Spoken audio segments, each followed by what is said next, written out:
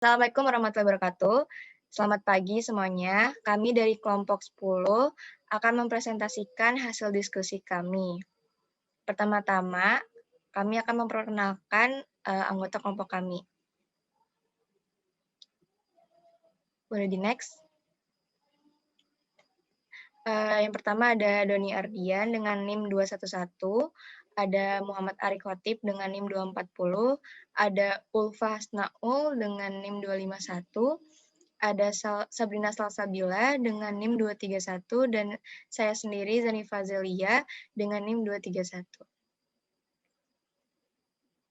Table of contents ada pendahuluan yang terdiri dari latar belakang dan rumusan, ada pembahasan yaitu pembahasan dari rumusan masalah, terdapat penutup dan yang terdiri dari kesimpulan dan daftar pustaka sebagai sumber materi. Boleh dibacakan oleh Ari. Oke, selanjutnya saya akan membacakan materi tentang pendahuluan. Yang pertama ada latar belakang. Jadi pengambilan keputusan merupakan salah satu bentuk perbuatan, berpikir, dan hasil dari suatu perbuatan yang disebut dengan keputusan.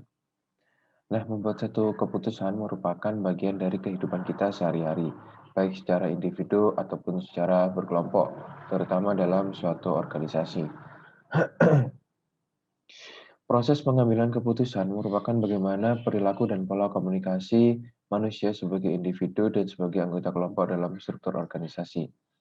Menurut Sudarmo, dalam Anwar tahun 2014, berpendapat bahwa keputusan terkait dengan ketetapan atau penentuan suatu pilihan yang diinginkan.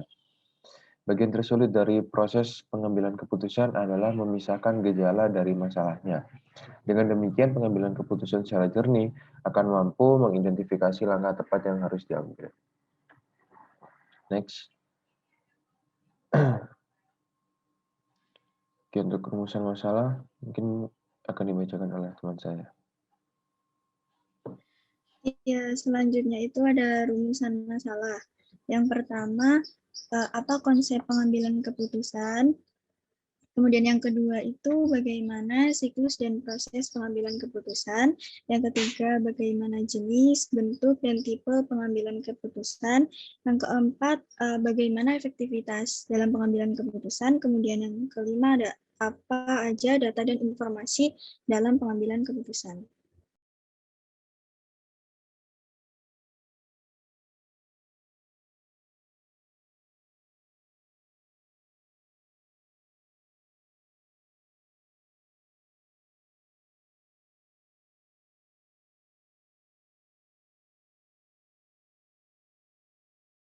Baik, pembahasan akan dibacakan oleh Ari. Ya, selanjutnya masuk ke poin pembahasan. Bisa next.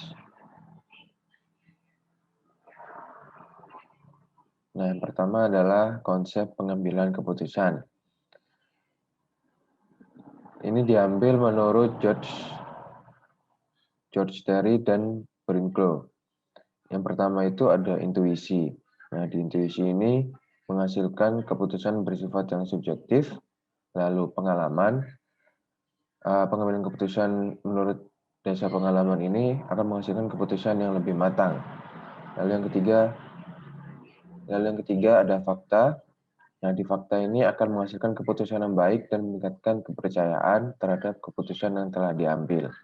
Yang keempat adalah pengambilan keputusan atas dasar wewenang. Nah, berdasarkan wewenang yang dilakukan oleh pimpinan terhadap bawahannya. Yang kelima, yaitu pengambilan keputusan dengan dasar logika.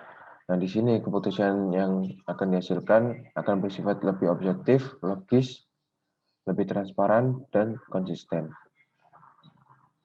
Next. Selanjutnya ada siklus dan proses pengambilan keputusan. Menurut Herbert A. Simon, siklus dan proses pengambilan keputusan itu terdiri dari 4 proses. Yang pertama itu ada intelligence, menemukan, mengidentifikasi, dan memahami masalah yang ada. Jadi di sini itu merupakan aktivitas penyelidikan yang terdiri dari proses menemukan, mengidentifikasi, dan memahami masalah. Misalnya, mengapa masalah itu terjadi, di mana masalah itu terjadi, dan apa aja akibat dari masalah itu. Kemudian yang kedua itu ada desain.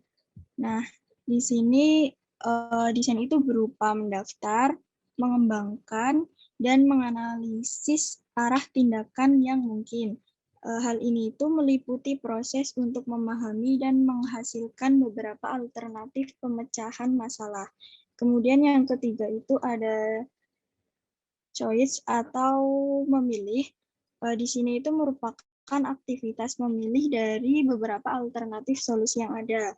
Kemudian yang keempat itu ada implementation.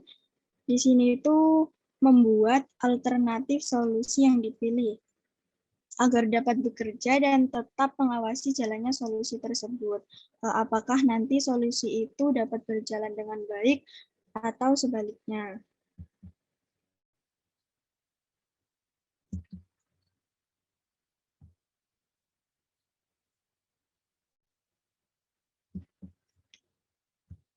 Selanjutnya ini ada siklus dan proses pengambilan keputusan menurut Kotler. Di sini ada 6. Yang pertama itu ada identifikasi masalah. Dalam hal ini diharapkan mampu mengidentifikasi masalah yang ada di dalam suatu keadaan. Kemudian yang kedua itu ada pengumpulan dan penganalisis data.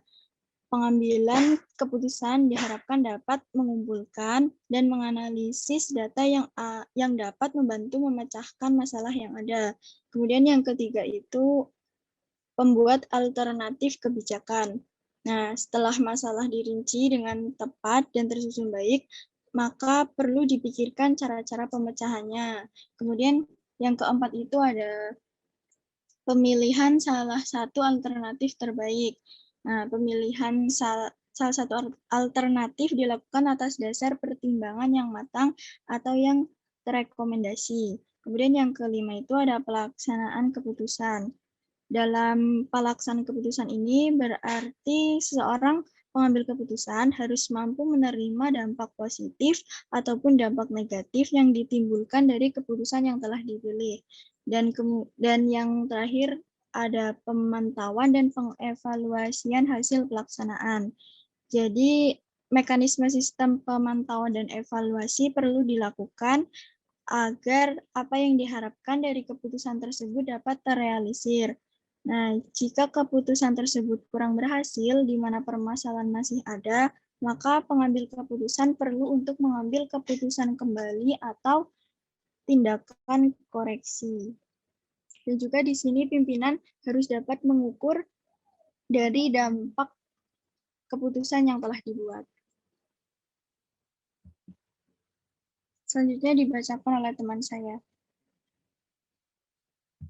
Terdapat 3 jenis pengambilan keputusan sesuai dengan tingkatan manajemennya. Untuk top manajemen itu jenis keputusan yang diambil adalah strategis. Keputusan strategis adalah keputusan untuk menjawab tantangan dan perubahan lingkungan. Biasanya keputusan ini bersifat jangka panjang.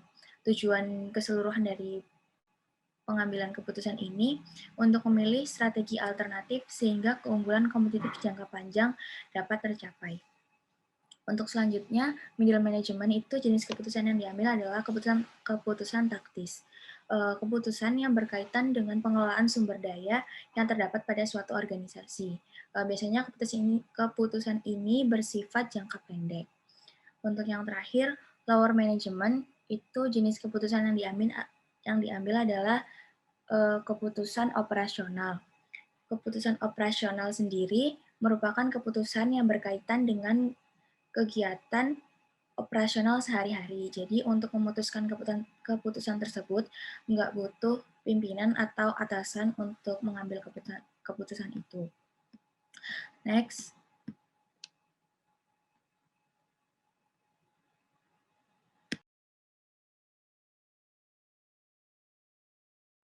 Untuk selanjutnya terdapat 2 kategori tipe pengambilan keputusan menurut pendapat Herbert Simon.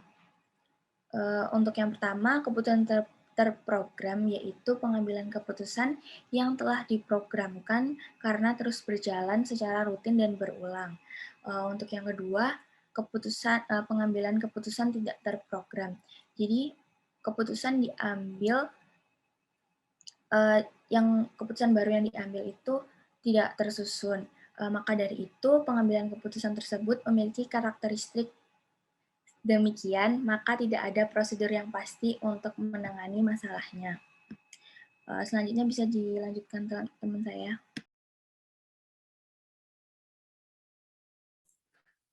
Selanjutnya ada efektivitas dalam mengambil keputusan. Yang pertama itu ada define the goal of the decision, yaitu keputusan yang tepat yang sesuai jalan dengan pencapaian tujuan-tujuan organisasi, baik tujuan umum maupun khusus. Yang kedua ada gather relevant information, yaitu mengumpulkan sebanyak mungkin informasi yang relevan dengan keputusan yang akan dibuat. Yang ketiga adalah evaluate the alternative for the strength and weakness, mengidentifikasi kekuatan dan kelemahan tiap alternatif dalam usaha memperoleh alternatif terbaik. Next. Yang keempat adalah select the optimal alternative, yaitu pemilihan alternatif terbaik yang akan diambil dapat mewakili kesesuaian dengan tujuan organisasi. Yang kelima ada implement and monitor for effectiveness, yaitu keterlaksanaan keputusan yang telah diambil yang diiringi dengan pemantauan dan atau pengawasan pelaksanaan. Selanjutnya akan dibacakan oleh teman saya. Selanjutnya adalah data dan informasi. Kata data berasal dari bahasa Yunani yaitu datum, yang artinya itu fakta. Data dianggap sebagai bahan bakar baru dalam menentukan keputusan bisnis bagi praktisi. Kemudian data merupakan bentuk yang masih mentah yang belum dapat bercerita banyak sehingga perlu diolah lebih lanjut. Kemudian nilai informasi data itu kalau udah diolah akan menjadi sebuah informasi. Nah, nilai informasi yang sempurna adalah pengambilan keputusan yang diizinkan untuk memilih keputusan optimal untuk menghindari kerugian. Selanjutnya. Kemudian terdapat kualitas suatu informasi. Yang pertama itu informasi harus akurat. Dalam artian informasi harus bebas dari kesalahan dan tidak bias atau menyesatkan. Yang kedua itu tepat waktu. Artinya informasi yang sudah usang tidak akan mempunyai nilai lagi. Yang ketiga ada relevan, yaitu informasi tersebut mempunyai manfaat untuk pemakainya. Next. Syarat kualitas data menurut Wants and Strong itu ada 4. Yang pertama ada akurasi, seperti sebelumnya, yaitu sejauh mana nilai data sesuai dengan nilai aktual atau nilai sebenarnya. Yang kedua ada representasi, yaitu sejauh mana data disajikan dengan cara yang jelas dan jelas. Relevansi, sejauh mana data berlaku atau terkait dengan tugas penggunaan data. Dan yang terakhir itu ada accessibility, yaitu sejauh mana data tersedia. Kemudian boleh next. Data dan informasi yang baik, informasi yang diberikan sesuai dengan kebutuhan, dan informasi yang tepat dan akurat yaitu memanfaatkan sistem basis data yang dibentuk oleh komputer. Kemudian selanjutnya akan dibacakan oleh teman saya.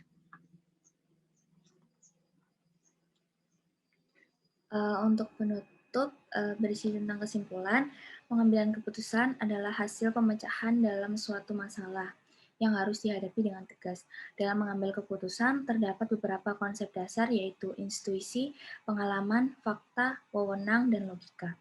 Terdapat 4 tahap pokok dalam mengkonseptualisasikan proses pengambilan keputusan, yaitu aktivitas intelijensia, aktivitas desain, dan aktivitas memilih. Kemudian, yang paling terakhir adalah mengimplementasikan keputusan yang telah dibuat. Dalam mengambil keputusan juga memiliki 3 kategori, yaitu keputusan strategis, taktis, dan operasional. Selanjutnya, pengambilan keputusan merupakan bagian sangat penting dalam manajemen sebuah lembaga. Bahkan bisa dikatakan sebagai core of management. Data dianggap sebagai bahan bakar baru dalam menentukan keputusan bisnis bagi para praktisi. Data merupakan bentuk yang masih mentah yang belum dapat bercerita banyak sehingga perlu diolah lebih lanjut. Data yang telah diklasifikasikan atau diolah atau diinterpretasi untuk digunakan dalam proses pengambilan keputusan adalah informasi. Informasi merupakan segala bentuk komunikasi yang menambah pengertian dan pengetahuan berguna bagi si penerima informasi tersebut. Untuk selanjutnya, merupakan list sumber yang kita gunakan untuk materi pada presentasi ini.